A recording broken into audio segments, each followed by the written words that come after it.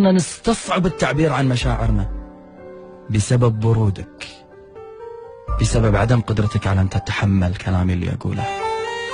أحس كأني إذا قلت لك أني أنا ولهان عليك، كأني قاعد أفرض عليك هم ومسؤولية، وكأني أنا قاعد وأتذمر وأعاتب وأنت مالك بالسوالف هذه كلها.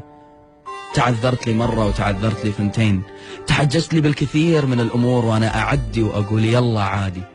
قلت لي مرة مشغول، قلت لي مرتين مشغول، قلت لي 4 مشغول، وأنا في كل مرة أتعب من داخل أكثر.